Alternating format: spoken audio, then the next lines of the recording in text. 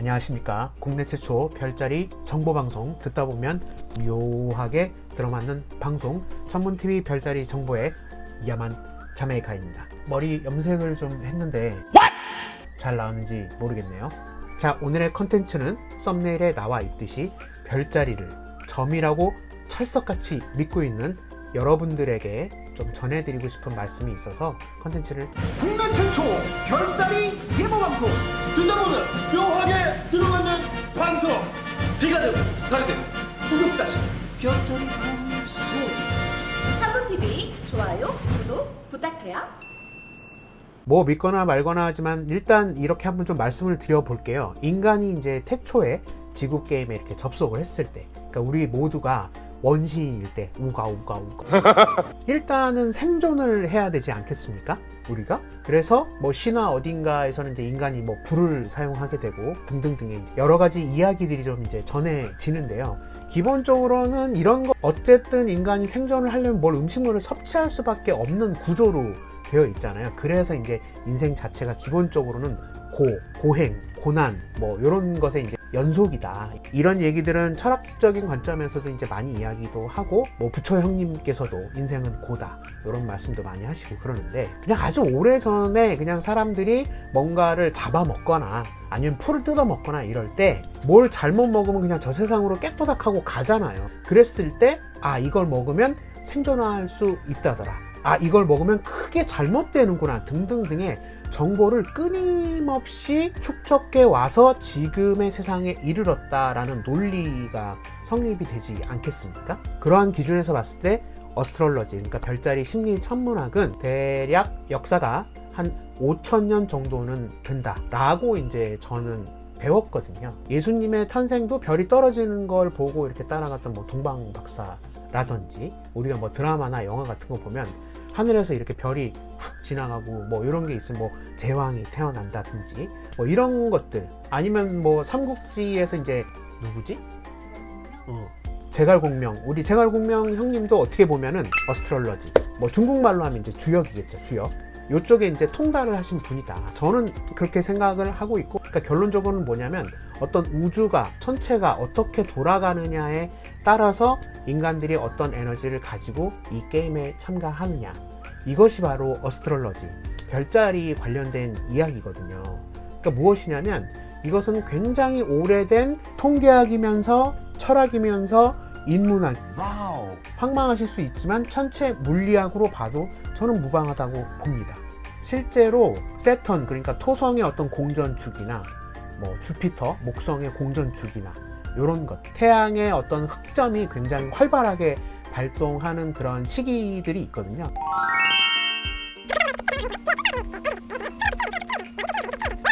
그래서 결론적으로 제가 다시 한번 말씀드리고 싶은 것은 별자리는 점이 아니에요. 동양 철학의 24절기 그리고 12별자리, 요것은 분명히 아주 큰 연결 지점이 있다라는 거, 요거를 반드시 아셔야 됩니다. 양자리가 시작하는 3월 21일 24절기에서는 춘분이거든요.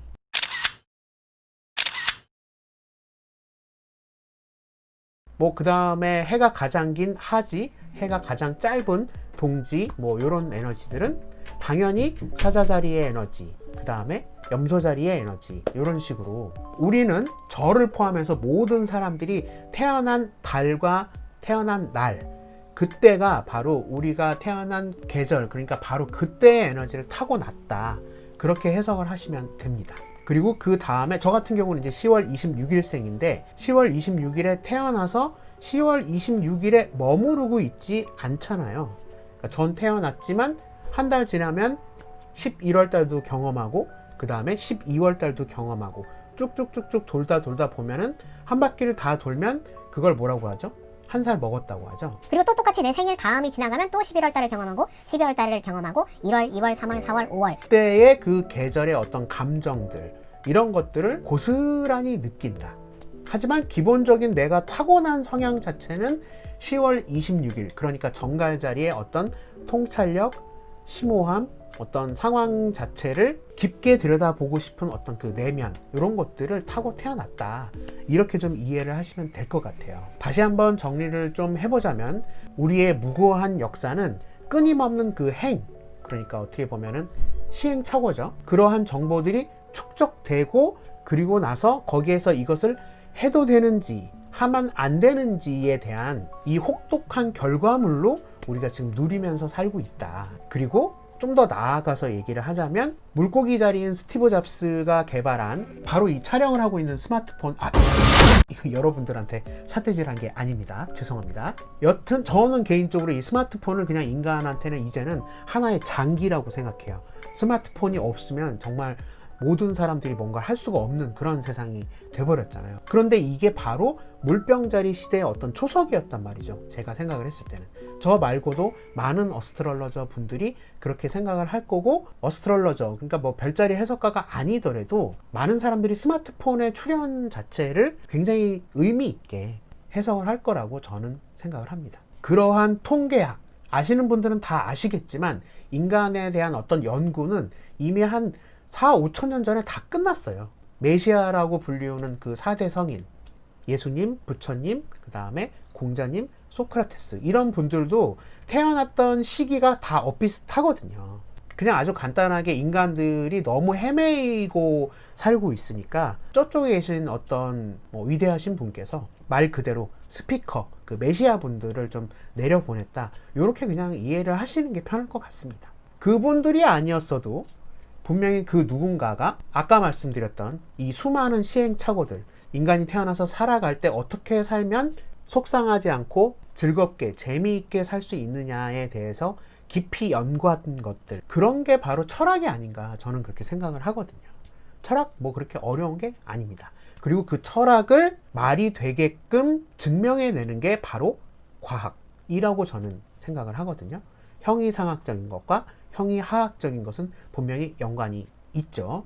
잠깐 스킵하면 변사체가 된다. 개인적으로 제가 느끼는 굉장히 안타까운 부분은 현대사회에서는 과학이 너무 무궁무진하게 발달을 함에도 불구하고 철학의 발전은 굉장히 더디거나 아니면 뒤로 후퇴하는 그런 느낌이 저는 좀 들거든요. 아니죠. 정정할게요. 굉장히 많이 듭니다. 하다못해 컨텐츠들을 봐도 지금이 굉장히 많이 발달하고 뭐 이렇게 된 것 같지만 기본적으로 한국의 어떤 예능이나 드라마나 이런 명작들을 봐도 과거의 컨텐츠들이 훨씬 센세이션하고 재미있어요. 지금은 뭐 이를테면 어떤 PC주의라든지 여러 가지 어떤 규제들 때문에 오히려 새로운 컨텐츠들이 나오지 못하고 있어요. 특히 대한민국 사회에서는 더 그렇죠. 어쨌든 지금 태어나서 살고 있는 저희 같은 세대는 정말 좋은 환경에서 살고 있다. 물론 지금 코로나 때문에 전 세계인들이 다 힘들게 살고 있기는 하지만 뭐 이런 부분들은 나중에 또 한번 차차 이야기해 보도록 하고요.